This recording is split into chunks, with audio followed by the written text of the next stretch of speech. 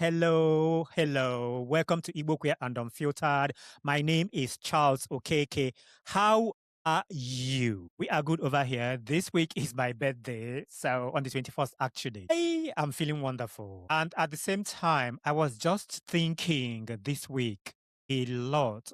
I was going back to the first time I moved to the United Kingdom, how I felt like I was free and I can live my life with no care. I can just move along and do whatever I want, and my family not being a problem. Mind you, my brother lives in the United Kingdom with his wife as well. I got in. Soon after, I began to realize that I am still under the same feeling I had because I was constantly afraid of people seeing me, especially when I see black people, that these black people may know my brother and they will go ahead to tell him. I was seeking validation so much that crippled me, if you know what I mean. No pun intended, but I don't mean physically, but I mean like emotionally, mentally. It was crazy. And then there was this situation as well, whereby, okay, I felt like I'm in this environment where I can just be free and talk to a lot of men and do whatever. And in that moment as well, after a while, I realized that some of these men will want to just fuck you, to have sex with you. They like you sexually, but they do not want to be in a romantic relationship with you, if you know what I mean. I'm not going into race here, but I'm just saying sometimes you get these culture shocks that are so in your face. I have mentioned this before here. I went to a gay sauna the first time in Manchester. This was a few years ago when I first moved to Manchester. And I felt so free that I had a slight panic attack. I was like, oh my God, everybody's going to know. At the same time, I was like, I'm so free. It was so mixed up. The emotions I was having, I felt free, I felt trapped, I felt happy, I felt excited, I felt sad. It was crazy. It was crazy. The reason why I'm sharing this is that you can grow up in an environment and you pick up a lot of things that are said to you, that are said around you, and you begin to internalize a lot of these things. And before you know, that will literally maybe affect the trajectory of your life.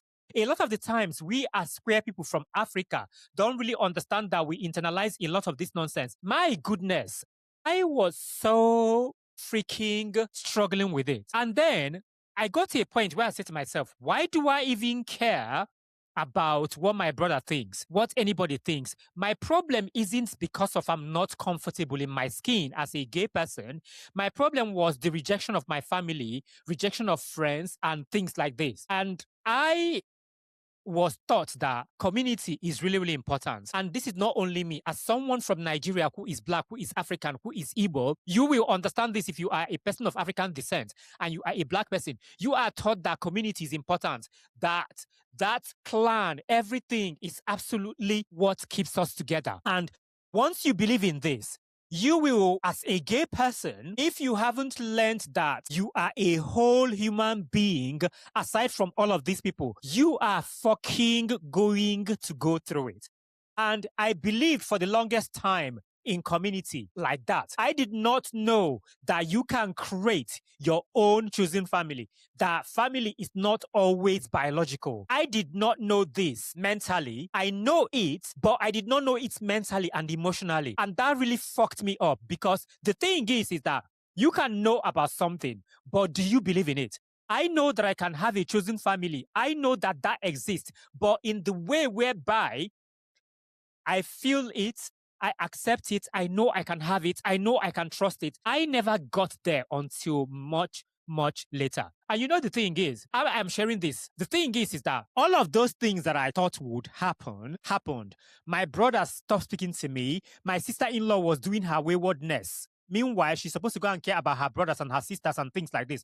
But she was doing the most. And here I am today, being myself, at peace with myself, happy and comfortable, and my life is doing what it's supposed to do for me. I'm not saying my life is perfect. Anyone who knows me right now knows every fucking bit of me. And a lot of the times, we as a people don't really understand that your family doesn't have to be biological. And the reason why I'm talking about this is about healing, being able to heal. Because when you are in a system like this, How are you going to heal if that system is trying to break you, if that system has already broken you? I thank my stars that it was not to the extent where I couldn't have any amends in a system that really absolutely has shattered you, has dented a lot in you. That is why a lot of queer people who live in places like Nigeria, Ghana, Cameroon, and a few other African countries struggle with identity and being themselves, because you are constantly attacked and you are constantly being told things that will literally break your soul if you are not very strong. So how are you going to heal from that? I understand we say things like, oh, people are not evil. That is another story, because where I am sitting, I feel like some people are evil. Some people actually are born evil, because some of these people will hold the Bible, hold the Holy Rosary, hold maybe a Torah or a Quran or whatever, and condemn you to hell and tell you that you are a sinner, that your life is horrible, that you need to repent, that God will do that and God will do that. If you are someone absolutely that believes in God and you are saying all of these things to someone that did not do anything to you, that didn't create themselves, who is the sinner here? It is you with the Bible. It is you with the Holy Book who is trying to condemn somebody that did not do anything wrong, that is living their lives the way God created them. You are the one that is the sinner, not that gay person, not that queer person. Absolutely not. I am not going to excuse any of these people by saying that they are not evil, because everyone is not evil who is like this, but majority of these people are not good people. When you decide to weaponize your religious beliefs, you have lost me, because the way I was raised in the Catholic Church, when I was attending the Our Lady of Fatima Catholic Church in Kano, when I went to church, I was taught about love thy neighbor as thyself. Come on. Everyone is welcomed in the house of God. But the common denominator of the insults people like me get on a constant basis is you need to repent. Find Jesus before it's too late. You calling that your man baby is the one that pains me. You saying that you are Igbo is the one that pains me. Everything about you is irritating. Why do I irritate you? A lot of these people are not heterosexuals. They are performing. Being straight is a performance. A lot of these people are claiming, I am a straight man, I am a straight woman. No, you are not. Because if you are, you will not fucking care about what gay people do. You will not fucking care about what LGBTQIA plus individuals do. You will not fucking care about what lesbians do. Because some of you are performing because you know that deep down, you like to bend over or you like to suck on a penis. But you don't want to do it because the Bible says to you that it's wrong. Your religion says to you that it is horrible. My dear, I know from the core of my soul that I'm not a sinner, that I was created this way. I was born this way. I came out of my mother's womb a homosexual. And no amount of preaching, no amount of religious psychosis from you is going to make me feel less than and feel like I'm a sinner. Because I'm not. So being straight is a performance, as I was saying. Let's get into it. Because why this is important is that if a system is designed around shame, control, and silence, staying inside of that system, trying to grow, feel like running in circles. Because if you are in a place where everything is about shame, control, you need to be silent, don't say anything, yada yada yada. If you are in that system and you are trying to grow and become a human being, it's like you are on a merry-go-round. You will be running round and round and round and round, and you will be fucking traumatized. The number of people who are queer, who live in most African countries, in most black societies, who are going through it, my freaking goodness, it is a lot. Because a lot of you have your children that you decided to bring into this world, but you do not know how to love them. Because you want to be successful through your children. You are living your life through your children. You have failed in every aspect and every facet of your life, and you've given birth to a human being, and you want to use that human being as your success. That is why a lot of you have a massive problem when your children are queer, or when your children are not doing what you want them to do. Like when you want them to study to be doctors, when you want them to be accountants, when you want them to be engineers, lawyers, and they don't want to do that. You will be so angry.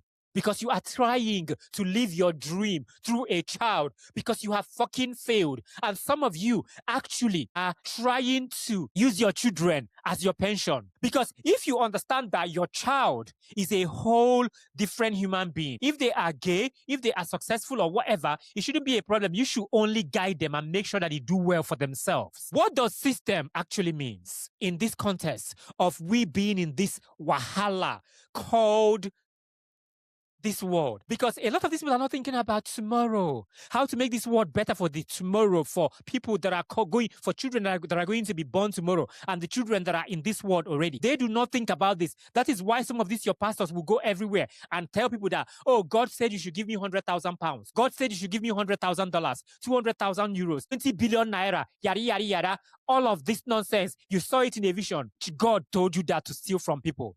A lot of you will be around people like this and listen to them, and you are in these systems that is fucking horrible. A system is not just a government. It is family structures, religious communities, cultural expectation, social hierarchies. And the thing is that a lot of people forget that if a system teaches you things like do not question, don't you ever question anything whatsoever.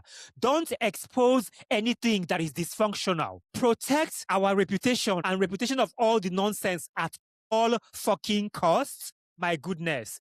Then what happens is that healing becomes extremely dangerous, because the truth of the matter is that for you to heal, you require to be truthful, to live in your truth, because you need to be honest with yourself. I am speaking about myself here, for instance. I'm going to use myself as an example. I have always been okay with being a homosexual, but I wasn't really ever living in my truth unapologetically until a few years ago. And once I started doing that, it has really become dangerous for me in certain situations, in certain places that I may go.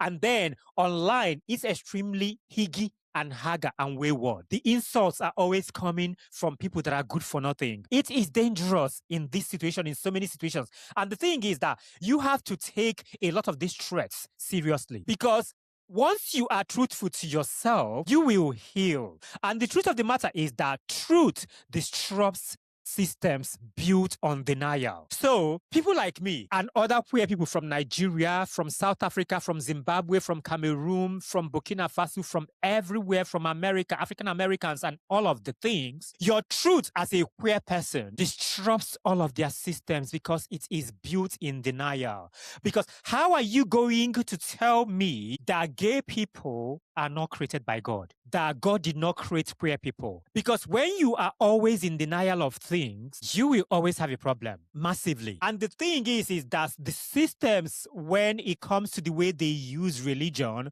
and control and all of the things, is built on a system where a lot of these people are living in denial. They don't want to confront the reality of questioning and asking questions about things. Why is this like this? Why are you telling me this? They are all living in denial and believing that there is eternity and everything is going to be gold and wonderful and whatever. A lot of these people somehow know that this is fucked up, but they don't want to confront it. They just live in denial. And once you are truthful, you are disrupting everything. Me telling the truth as a gay person and saying that being gay is not a sin and that religion is a problem and things like this, they do not like people like us. And I really do want someone to absolutely explain to me why they think that God did not create queer people. And a lot of you are living in the land of delusion. You are living in delusion, and you need to do something about it. Why do people stay in systems that actually this with them and fucks them up? Why do they do it? Why is it that you want to be in community with people who are constantly messing you about, taking you for granted, treating you like shit,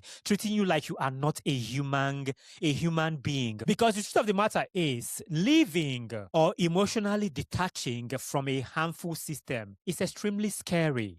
It is extremely terrifying, because systems, whether that system is horrible, good, or wonderful, or whatever, that system offers something that is good for people. It offers belonging. It offers familiarity, identity, security. Even if they also offer you pain in some cases, in most cases, actually, for us LGBTQIA plus individuals, because these systems offer us pain. Even when it does this, we as humans prefer something that is familiar to us. And that something that is familiar to us may be extremely discomfort and uncomfortable for us. But we rather take that thing that is uncomfortable, that is a discomfort to us, over something we see as an unfamiliar freedom, because we don't know what that freedom looks like. I think there's an explanation for this. I think it's called, maybe I'm wrong, Stockholm syndrome. You know what? Where you're in a situation, things are absolutely horrible for you, but it's comfortable still. You have pain, but you'd rather just be there instead of going to a freedom that you don't know what that freedom is going to look like. But I am here to tell you that it is bright on the other side. It is wonderful when you leave these systems. It is amazing. So the thing is that people try to heal while staying in these systems, in the same environment that punishes growth. How are you going to be able to heal if you are still embedded in a system, in the same environment that punishes you for challenging anything, for trying to grow, for trying to evolve? You are never going to move forward. You are never going to be successful in a system like that because you are in a box. You are locked in. You are not allowed to be yourself. You are never going to flourish if you are somewhere like this. And the truth of the matter is that a lot of these things then will create a massive tension in you, between you and them and everybody. And once this happens for you, once you understand this, all of a sudden you start feeling like, you start asking questions. You start looking at, no, I don't want to be here. You start saying to yourself, what the fuck am I doing here? That's when you start to evolve. You start to evolve. And then for some people, the system may still pull you back. For people like me, you will say, fuck all of you. Fuck all of you and move on with your fucking life. Because I believe in growth, in learning every day, because I believe that life is a learning curve. I believe that I'm going to be learning constantly as long as I live in this world.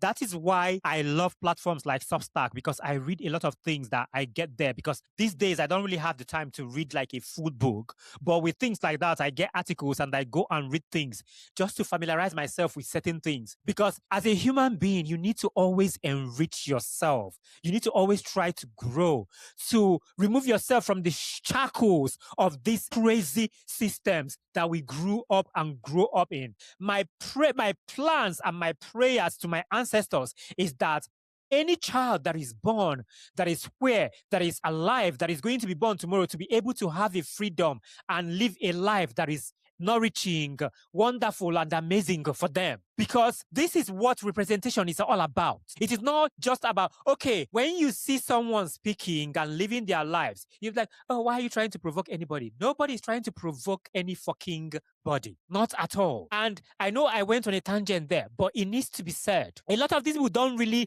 love you as their child, as their brother, as their sister. There's always conditions. Even if when you are not a gay person, if you don't give your mother money or your father, some of these parents, I carried you for 9 months. Everything I did for you, you owe me. No. As if that child decided for that child asked you to bring them here.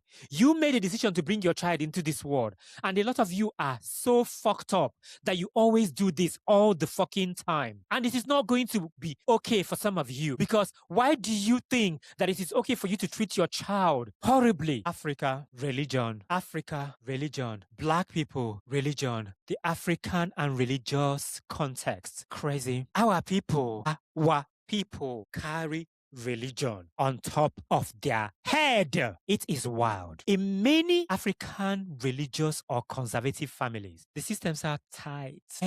Tight. Hierarchy is respected. You shall never disrespect your parents. You shall never ask your parents any questions. You shall always do as we told you. Elders are rarely challenged. I've said this in so many versions. Religion defines morality. If you begin questioning homophobia, shame culture, or rigid gender roles, you are just not changing personally.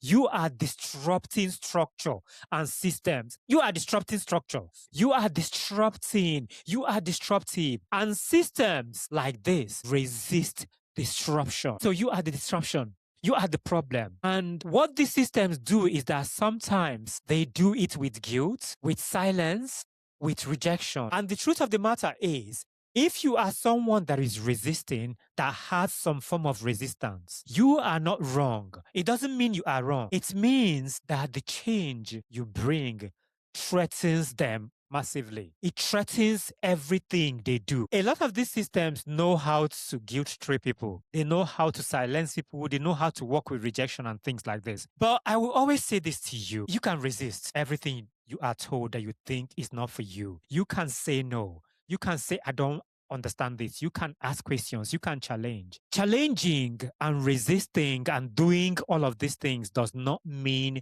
you are wrong. And this is one thing I always try as much as possible to preach to a lot of LGBTQIA plus individuals, that you are not wrong if you ask questions. You are not a sinner if you don't go to church every Sunday. I have not been to a church in the capacity of worshiping for over 16 years, and I'm fine. I don't see myself as a sinner. I don't need to be in a church where people are condemning people like me, where you are telling me that I'm a sinner. Why do I want to be in community with you? I don't feel any type of way about it. Actually, if I want to pray, I want to do whatever, I consult my ancestors and invoke them and talk to them and speak into my life. There's so many ways for you to be spiritual. There's so many ways for you to speak to your creator if that's what you believe in. You do not need to go to a church where they are trying to take all your money, where they are lying to you, where they are telling you that they spoke to God and God said you should give them all your savings. You don't need to be going to somewhere like that. You do not need that. For you to heal as a queer person, you require to change your environment. You require to shift in that environment. That you need environmental shift, basically, for you to heal as a queer person, because healing often requires new community, therapy, boundaries, distance. And that distance can be physical or emotional. And you can love your culture and still recognize parts of it harmed you. You can respect your parents and still acknowledge their limitations. Creating space to think without pressure is absolutely important. For me, I have permanently abandoned certain people and some people I haven't, because I realized that for me to create a space to live my life with no pressure, to think with no pressure, I need to cut ties with certain people. And it has done me a lot of good. You can decide to not permanently abandon these environments, to be able to create the space that you need to live your life and to think with no pressure. But if you ask me from where I am sitting, I think some people need to be permanently cut off your life for good, for you to flourish, for you to live your life, for you to be at peace, for you to think clearly, for you to grow. There are people who are related to me biologically, cousins, aunties, that I do not have anything to do with anymore whatsoever. Because what it has only done for me is bring me pain all my life. And I do not want that in my life. And for me to get here, it took a lot of work, therapy included, speaking to people that know better and people that have experienced things. And I got where I am today. And I am so fucking grateful that I am where I am in my life mentally. I do not feel any type of way about it at all. And I'm fine with it. And you should know that doing things like this doesn't make you a bad person. Because what normally happens with a lot of us is that when we try to do something like this, we always think that we are a bad person. No. Getting rid of toxic people in your life doesn't make you a bad person. Actually, it tells a lot of story about you, that you have clarity and you have common sense. I had a conversation with somebody one time that was really struggling about leaving a harmful place that was so horrible for him. I will refer it as his system because we're talking about this. And he had a really massive problem with that. And I wasn't really equipped to be able to give all the information that I needed.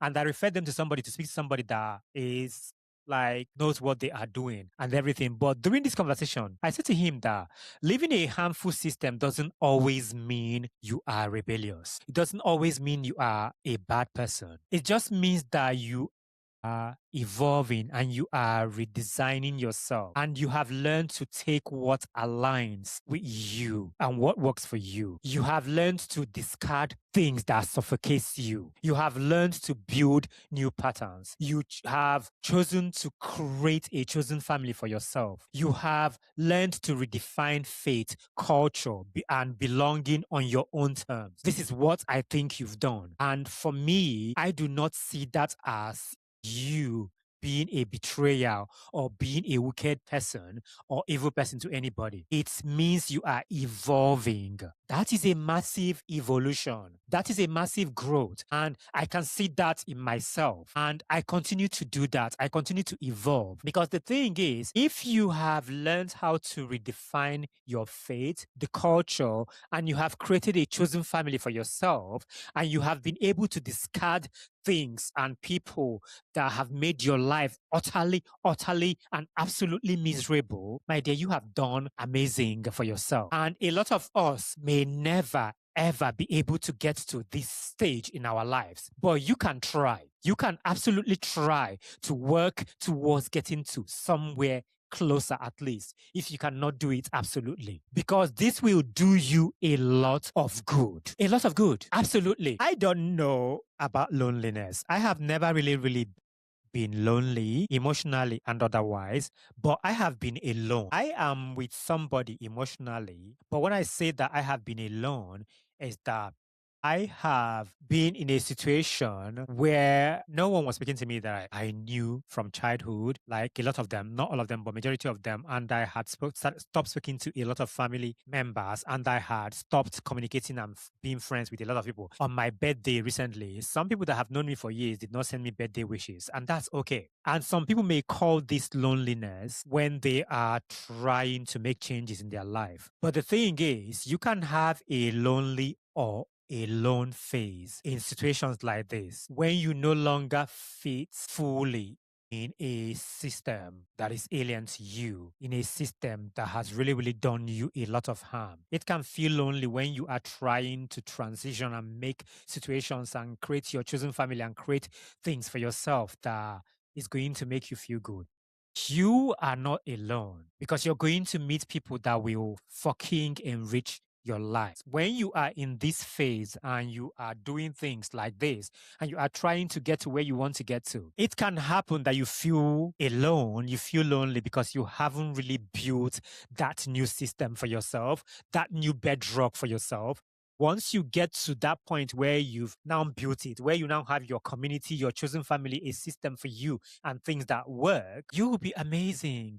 It will no longer feel alone. It will no longer feel lonely. It will no longer feel painful. It will begin to feel wonderful. It will begin to feel amazing for you. And the thing is that for some people, when you are in that in-between stage where you're trying to get things to work for you, it can feel unstable, which is normal. For some people, it can feel very challenging where they start to ask themselves questions. Should I go back to this system that I feel familiar with, that is comfortable for me? But you should never do that. You should never do that and be in a system that brings you pain. Transformation always looks like isolation before it looks like clarity. And I had this happen to me for years. I remember saying to my man one time, this was when I started chatting to him. And I lived in this particular flat in Hume in Manchester at the time. I will finish my work for the week. I will come back. This normally happens to me on a Saturday, sometimes on a Sunday. And I will just lay in bed sometimes and everything will feel so fucking distant from me because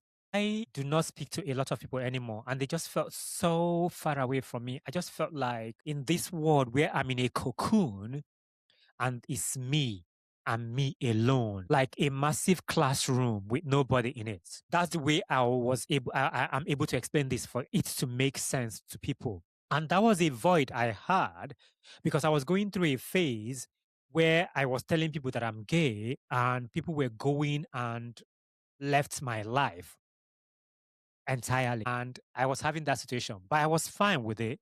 I was fine with it because I wasn't alone. But I was dealing with that because I couldn't pick up the phone to call people that I used to call, to speak to people that I used to speak to, or go hang out with them. I went through that phase. And that really got me to a place where I started to have clarity. Because the truth of the matter was that I did not panic during that situation. I never ever panicked. Once I knew that I didn't panic, I was fine. Because why should I panic? Why should I be afraid of myself? I love my own company as well. But I never panicked because all of these people stopped speaking to me. They stopped calling me. They stopped doing things with me. I never panicked. For things started to change because I had clarity. I started having clarity. I started making new friends, started knowing new people, started creating community for myself. I started having my chosen family. I had some already, but I added some to it. You should never, ever panic in a situation like this because that is something that may happen for some of us or happen to you. But you need to stay firm, dedicated, and powerful because you are. And there's a lot of people in my life today who know that I'm gay and fucking hate my guts for being gay, but they still want money from me. I don't know why I'm not evil because I still go ahead to help when I can. Because I always say to myself that whatever will happen to you as a miserable, homophobic, wicked person will happen to you tenfold, and that will never involve me. And I go ahead to assist them when I have something to do. But there are some of them who are so mean and wicked like this that I will never do anything for because my instincts and my mind and my heart says not to do it. But the ones where my heart says that I should do it, I try to do it if I can. I was in Paris last week and I've been posting some of the videos and pictures I took in Paris. And there's something, I'm going off on a tangent here. And there's something that a lot of people have said on my videos that are extremely horrible. And I'm going to leave that here by saying that you are there worried about what I do in my life as a gay person. And you are there performing because a lot of you are not heterosexuals. I do not have anything to do with your misery, the way your life is going, whether you eat or not, whether you are happy or not. Me being a homosexual from Njikoka local government area of Anambra State in Nigeria does not have anything to do with you. It does not stop you from feeding yourself, clothing yourself, and taking a shower. I don't have anything to do with you. So I'm going to live my life regardless. I just wanted to add that. If you are trying to grow as a human being, as a queer person, as an LGBTQIA plus individual, while still being surrounded by people who shame you, I need you to be honest to yourself. Is the environment supporting your healing or constantly reopening wounds for you on a daily basis? Because the truth of the matter is, you are allowed to choose environments that nourishes you. You are allowed to do that, even if that choice is misunderstood. I have chosen environments and places and things that nourishes my soul, and I know I am misunderstood, but I don't care. I am happy.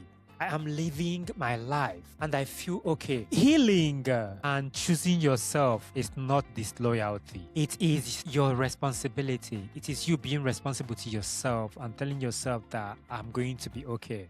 It is you being kind to your mental well-being, your emotional well-being. It is you being kind to yourself, taking care of you. Sometimes responsibility requires you stepping outside what is familiar to you so that you can return stronger, clearer, or not even return at all, like me, not even care about them. Please, I need you to stay intentional about your environment. Stay protective of your growth. I want you to never, ever, ever in a million years confuse familiarity with safety. I want you to know that you are the light, you are wonderful, you are fabulous, you are amazing, and you are the moment, you are the vibes, you are the chosen one, you are always going to be wonderful. I have been Charles Okeke. This has been Igbo Queer and Unfiltered. Thank you so much for joining the movement for visibility, truth, and representation. Thank you so much for being here. Thank you so much for listening. Have a wonderful time. I will see you in the next episode.